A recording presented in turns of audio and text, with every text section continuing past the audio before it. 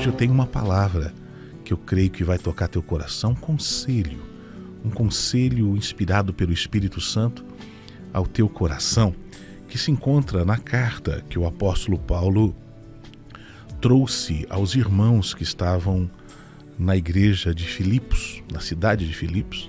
Paulo escreveu o seguinte para eles. Olha que conselho interessante. Portanto, meus amados e muito queridos irmãos, vocês são a minha alegria, vocês são a minha coroa, e eu me alegro porque vocês estão firmes no Senhor Jesus, meus amados. Então ele está escrevendo assim, com o coração todo terno, todo carregado de amor. E aí ele diz assim na sua carta: eu suplico, eu rogo, eu peço de maneira encarecida que Evódia, e também peço a você, Sintique. Ele está dizendo assim para Evódia e para Sintique, que eram duas irmãs no Senhor. Eu peço a vocês, eu rogo, eu suplico a vocês, que vocês pensem com concordância e sintam o mesmo no Senhor. Peço também a ti, meu verdadeiro amigo e companheiro, que você ajude essas mulheres que trabalham contigo no Evangelho, junto com Clemente e com outros cooperadores, cujo nome estão escritos no livro da vida. Aqui Paulo está suplicando para que Evódia e Sintique elas possam pensar com concordância e possam sentir, ter o mesmo sentimento no Senhor. Você sabe que grandes problemas às vezes são resolvidos com pequeninas atitudes. Às vezes os grandes problemas de relacionamento que se instalam na nossa vida, eles podem sim ser resolvidos com a atitude interior da gente abrir mão, às vezes, das nossas razões e daquilo que a gente acredita ser verdade. Todos nós temos razões. Quando a gente se relaciona com o marido, esposa, filhos, com amigos, com irmãos da igreja, no trabalho onde estamos, todos nós temos as nossas razões. Somos carregados de razão. A gente diz assim: eu tenho razão. A verdade é essa aqui. A minha verdade é essa. Porque a minha verdade, a minha razão é essa. Às vezes a gente entra em conflito, entra em atrito, cria ambientes de mágoa, de tristeza, de dor, de separação, de machucaduras, porque somos cheios de razão. Mas eu aprendo algo no Senhor Jesus, no Evangelho. Nós podemos ter razão, ter as nossas verdades, mas nós não temos o direito de ferir a aliança de amor no Senhor. E aqui é uma chave poderosa para você que está no Senhor Jesus, aprender a viver bem a vida em comunhão, quer no lar, quer com amigos, quer com inimigos, quer com quem esteja perto de você. Aprenda que, ainda que você tenha razão, você não tem o direito de ferir o outro ou a aliança de amor. Isso aqui é muito forte.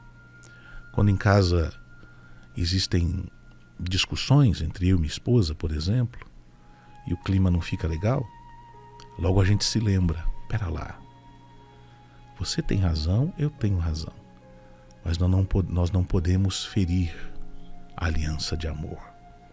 Assim também é com os amigos, assim também é com os ambientes que estamos inseridos. Porque como filhos do Evangelho, nós temos um Pai que ama até os nossos inimigos. Ele faz chover sobre justos e injustos. E as pessoas que a gente não gosta, porque uma coisa é a relação com amigos, mas as pessoas que a gente não gosta, a gente tem que entender que, ainda que a gente não goste delas, ou não tenha empatia por elas, Deus nos chamou a amá-las, mesmo que elas sejam de ideologias diferentes, mesmo que elas sejam de religião diferente, mesmo que elas pensem de maneira contrária a nós, mesmo que elas não acreditem como nós acreditamos, nós não temos o direito de ferir a aliança do amor que Deus nos chama a ter pelo próximo. E hoje, nos nossos dias, o que eu tenho mais visto, ainda mais na comunidade denominada evangélica, é uma absorção, as pessoas estão tomadas de conceitos, de ideologias, de razões, de aquilo que elas acreditam ser certo. Estão tão tomadas dessa razão que elas acabam indo para um polo, para uma direção totalmente contrária ao Evangelho. Você pode ter verdades dentro de você, mas você não tem o direito de ferir o próximo, a quem Deus chamou você para amar.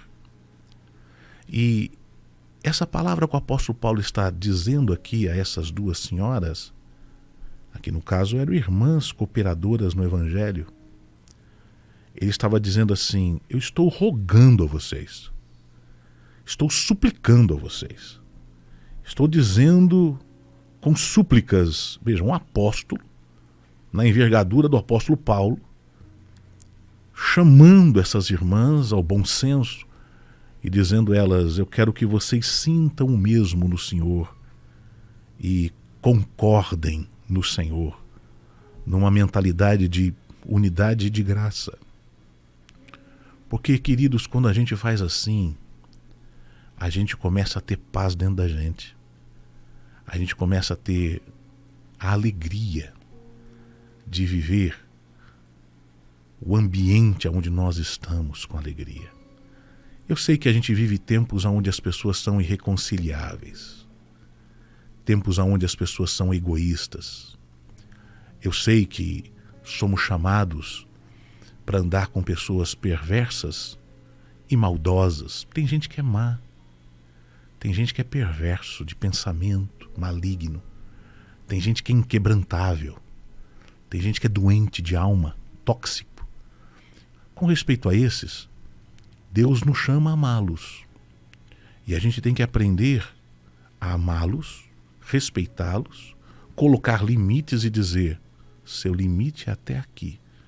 Mas o nosso coração não pode odiar o próximo. Não pode trazer sobre o outro feridas e machucaduras.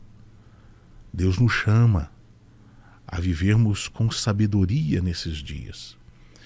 E eu queria tomar esse texto e chamar você que, agora para os amigos, né? Você que tem amigos, você que tem comunhão com pessoas, você que já foi amigo de alguém, você que está andando junto com alguém em casa, próximo de você, e por causa das suas razões, daquilo que você acredita ser certo, isso gerou um conflito, gerou um problema que você não quer abrir mão. Eu quero dizer, no Senhor Jesus, aprenda a ceder em algum ponto de vista, ou aprenda a ter o sentimento de amor e não de ódio, a saber se comunicar e saber que há coisas que são tão triviais, tão pequeninas, tão de nada, e que geram complicações tão grandes, que seriam solucionadas com atitudes bem pequenas, da minha parte, da sua parte, da parte de que está perto de você. Então talvez você esteja enfrentando um problemão aí, algo grande. Você está dizendo, puxa, olha só o que virou esse relacionamento. Pequenas atitudes podem resolver grandes e tremendos problemas. Às vezes só uma palavra de, me desculpa, me perdoa. Você tem mais valor do que essa, e a nossa amizade tem mais valor do que esse ponto de vista diferente, do que essa percepção, esse entendimento. A gente tem até, você tem suas verdades, eu tenho as minhas, mas a gente não pode se ferir. Estava ouvindo outro dia uma mensagem quando teve aquela passeata do pessoal do Bolsonaro, que o pessoal foi 7 de setembro nas ruas, e o pessoal colocou um rapaz lá para fazer entrevista com os crentes. E eles diziam assim, oi, tudo bem, né? Você é evangélico? Ele dizia, sou evangélico. E você já orou pelas autoridades, né? Você já orou pelo Bolsonaro? Não, já orei pelo Bolsonaro, pelo presidente. Você já orou pelo Dória e pelo Lula? Você já orou pelo ministro do Supremo Tribunal, que também é autoridade? Daí o pessoal que denominado evangélico dizia, não, você é do PT, seu endemoniado, você não sei o quê, não oro por isso, é isso, aquilo, aquele outro, e discutindo numa atitude tão infantil, numa atitude tão mesquinha, tão emburrecida. Veja, as ideologias, elas sempre vão existir. Os partidos sempre vão existir. As ideias contrárias sempre vão existir. Mas Deus nos chamou para amar o próximo. Então, quando uma ideologia, por exemplo, de gênero surge, dá até nojo. Essa palavra é essa mesmo, dá até nojo. Tem alguns crentes que se comportam de uma maneira tão cruel, tão demoniada, tão maligna, quando olham para um homossexual, ou olham para alguém que está tendo impulsos por desejos contrários àquilo que parece ser natural. E as pessoas, ao invés de terem um olhar de amor, de compaixão, lembrem-se, o Senhor Jesus era amigo das prostitutas, dos pecadores. Jesus, ele amava as prostitutas e os pecadores, enquanto os religiosos se achavam superiores, cheios de razão. Eles não tocavam o impuro. Eles se achavam tão puros, tão santos, tão ministros de Deus, que eles não tinham a capacidade de olhar para o próximo como seres humanos e amá-los, com todos os seus defeitos, desvios, com as suas diferenças. Então, queridos, eu rogo a você, no Senhor Jesus, aprenda a ter o sentimento que houve no Senhor Jesus. Aprenda a amar. Se esforce. Abra mão de algumas coisas. Dá um passinho para trás se for necessário. Mas pense conforme o Senhor Jesus. E fazendo assim, eu acredito que a gente vai fazer o Evangelho. Não a nossa religião. Nossa religião é uma porcaria como todas as outras. Não a nossa religião. O Evangelho ser vivido como deve ser vivido. Tá bom? Que Deus possa abençoar sua manhã. Essa palavra que eu queria deixar aqui para você meditar, pensar, se voltar ao Evangelho e vivê-la como sendo a palavra de Deus para você. Eu sei que se você viver isso, você vai viver a verdade. E conhecendo essa experiência com a verdade, ela vai produzir em você, no ambiente onde você está, na história onde você vive, grandes transformações e libertações.